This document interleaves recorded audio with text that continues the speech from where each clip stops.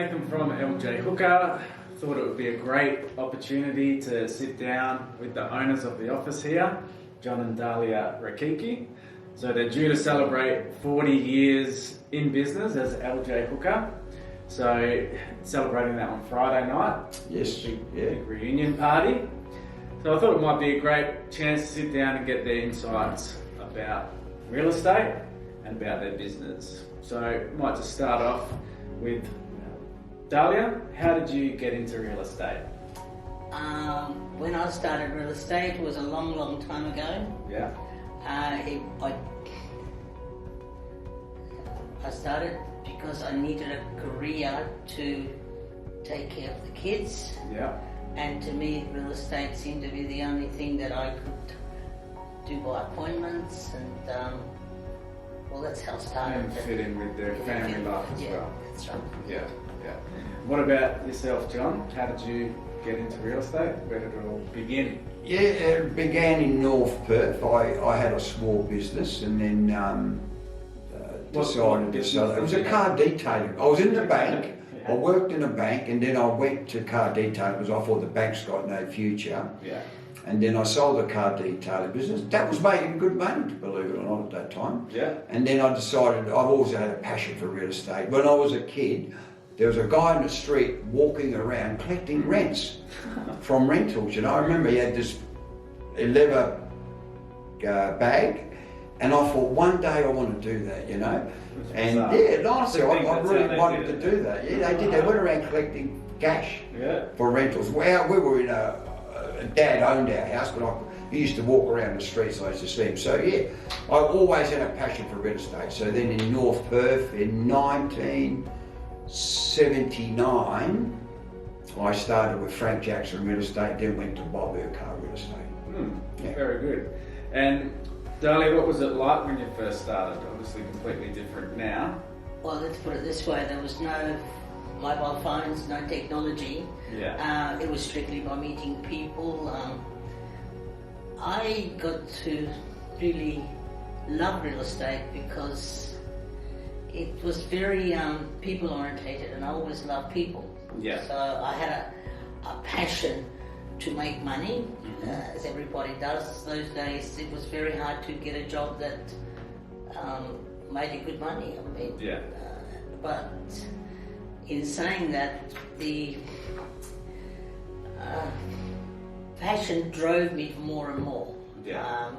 Meeting more and more people, and it was the only way you could do it. I mean, I used to get chased by dogs down the street by door knocking. I door knocked every house in Maddington for over a period of 2 years. I sold a lot of homes in Maddington, but that was my starting point. Now, I understand when you started there wasn't a lot of female reps. That was, yes. Females were supposed to go barefooted and pregnant those days. Women couldn't borrow money. Banks would not lend you money for a female. Yes, it was very hard. I used to have to put some of my clients in front of me, and they were earning less than what some of the women. And the women couldn't go and get a loan, but the men could. Yeah, the men could. It wasn't fair, but it changed over the years. It did change. Well, you set the path for a lot of female reps maybe in the industry back then. Bit of a front runner. I think I'm the only front runner in females still going. A lot of them are either sitting at home and enjoying their life. Retired. They're retired. But I'm not ready to retire. I love this. I love doing what I'm doing. It's sometimes I say, oh, it's about time I quit. But then you think about it and say, what am I going to do? Exactly. It's just the love of the job more than anything. Or love of the career. It's not a job anymore. It's more of a career to me. It's all part of your life. Really. That's real estate. Right. It's not really a job. Right. So, John, what do you think's made the office so successful over all these years? Because you guys have been a dominant office. I think, without a doubt, it's the people that have worked with us, the salespeople, the front staff, and we're very passionate about who works with us and very protective. So we try to keep people for as long as possible. Don't like anybody leaving, and I think it's paid off because a lot of our business is based on referrals, by having people here. Like the oldest salesperson we got here has been here 33 years. We've got 7 people that have been here over 20 years. And you know what? All those people working here have kept their name in my office. So look, I bring it down to Dahlia myself and discuss It's remarkable because most reps think the grass is greener on the other side, and they tend to we've had people move, and you know, even some of those people that have moved have opened their own offices and we're still good friends, you know. Yeah. But I think if you had to sum it in a little summary, I think it's the people that have come, joined us, become our friends, and have been loyal to us. And I think we've also been loyal to them. It's a two-way thing, you know. Yeah. We always find. I always believe that your people become more a family. Yeah. We see more of the salespeople than we do see our own families. Yeah. That's right. And we've always treated them as a family. If anybody's got an issue, we like to get on top of it. You know, we see if we can help. They can come to you in Yeah, they can come at any time of day and night. So I know John's phone's available. Yeah. Yeah, it's always on. Always there. Yeah, because Yeah. Dahlia, you've been such a high-performing agent for such a long time. Why is that? How have you managed to stay at the top of your game for so many years? Because you see these reps, they come, they make a lot of sales, then they sort of peter off. But I remember when I was a teenager in the 90s, riding my bike around Dornbirn and seeing Dahlia signs everywhere. So, you know, it's been a long time that you've been a top performer. Again,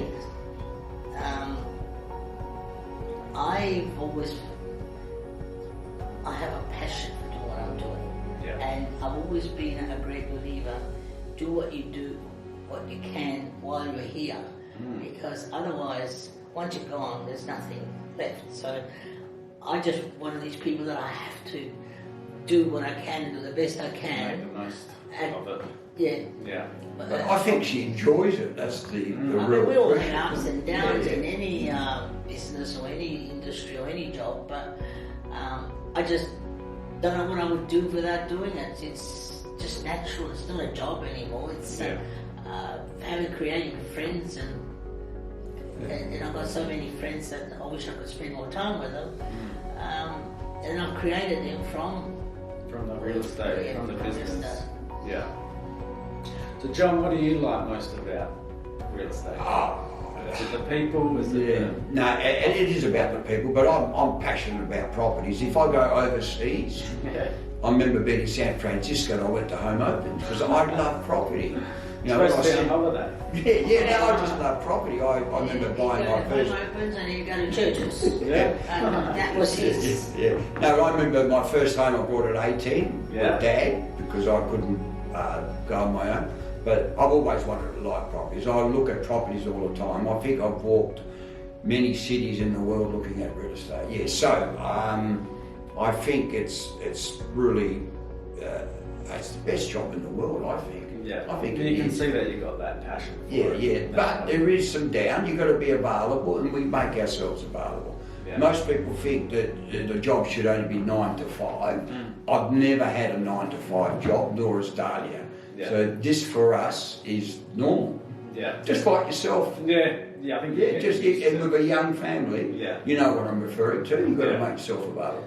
People say, how can you work weekends and you know, give up your Sundays, but you just get used to it. It's just a part. And there's an offset in there. Like you could have some time off during the week. Go and get your hair cut. Go play golf like you do sometimes. It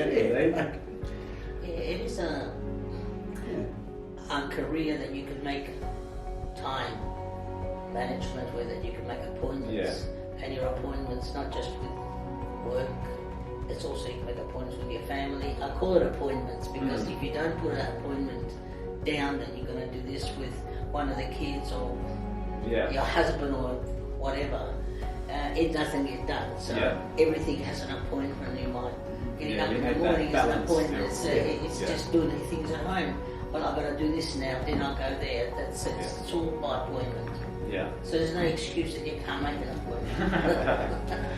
So John, have you seen Thornley and Canning Vale change over the years? Yeah, well, we're lucky that when we started in Thornley, there was 30,000 homes for sale. Can you believe it? I remember once counting, there was 9 $30,000 homes. I just find it hard. I wish I'd have brought the whole lot, you know, because I'd been pretty well off today. Yeah. So Thornley's developed. It's developed into an inner city suburb now. We've got a train station, we've got numerous shopping centres. I think it's undervalued considering where it is placed. Yeah. Canning Vale, we were instrumental in selling a lot of blocks when Canning Vale started. We've got a real passion for Canning Vale too. And that's developed into a very desirable suburb. Yeah, there's some very expensive homes, there's medium-sized homes, there's beautiful lakes and parks. So this whole area, we believe, should be priced higher. Maybe we're happy that it's not, because it means families can still buy in here, you know? Like, hopefully your kids down the track, our kids could buy in here, but it's developed really well, this area. Yeah, well, we're only 20 k's. Yeah, no, we're in a city suburb, yeah. And we've still got a relatively low medium price. Yeah, So. yeah. There's no $30,000 homes anymore, No. of course, but yeah. And Dahlia, where do you see the market heading? We've obviously had some really good growth recently. Do you think that's going to continue, or are we going to see some changes there? I see it as continuing for a bit longer. I don't know what the outcome will be. Usually you can, but in the way things have been now with the COVID and the bank interest rates, Yeah. but I still see a little bit of a hype because of the shortage of the rental market. Yeah. Investors are coming in from east and from overseas as well, so Yeah. maybe to the end of the year, but that's my Yeah. sole prediction. Yeah. What are your thoughts, John? Yeah, with the market? very similar to what Yeah. Dahlia said. I mean, interest rates are going to have an important factor. I still think there's a bit of growth left because there's a shortage. It's all supply and demand. This is the lowest number of homes I've actually seen on the market for a long time. Yeah. Yeah, following the REGA stats, it's just, I think there's only 4,000 homes, villas and apartments in the whole metro area. Yeah. Which is pretty scary, you know? Yeah, especially when we got extra population Yeah, starting to coming come in. in. So there might be still some more fat in that, I think. The new homes are taking a couple of years to build. Yeah. There's a lot of problems with the building industry as well, no tradespeople. So yeah, I think we're still going to be up for a little bit more. Yeah. And what do you think, Nate? From you? Yeah, I think we've still got some growth because there's a lot of factors there Yeah. that are fueling the market. Yeah, So yeah. the rentals are expensive. Yeah, You're getting a lot yeah. of renters come out of that and buy property. Then you've got buildings taking so long, so Sure, people looking yeah. at established, not building. Yeah. And although the interest rates, yes, we've had a rise, it's still so low. Yeah, that's Spoiled. right. Been It's spoiled, I unbelievable, think yeah. that's what it is. Yeah. Compared to the east market, Yeah. we're still way behind anyway. Yeah. I remember being almost in par with Sydney market in the last boom, so Yeah. I don't know, maybe things will keep on going. Yeah. I think we've still got some good Yeah, growth. and you know, we're quite positive about the market going forward. Anyway, we always are because you Yeah. know, you're in the market that you're in. Yeah. Sometimes we can't change it, we just work with it. That's right. Good and bad, just gotta get Yeah, on just with go it. along with it, yeah. All right, well, thanks for sitting down. Yeah, with yeah. me. No It's problem. been Yeah. great. And thank you, Nathan. You've been an inspiration in our office too. You've been an LJ Hooker salesman for quite a few years. Yeah. Over 20 years, Well, isn't it now? getting close to 20 Yeah, and how years long you myself. been in our office exactly? With 3 years in Yeah, that's September. amazing. And you'll be nice. here another 23 years. Yeah, that's right, I would say. So maybe I'll be celebrating. Yeah, that's right. Yeah, I hope you No, will. I hope so. Okay, thanks. All right. Thanks for the Thank interview. you. Thank you.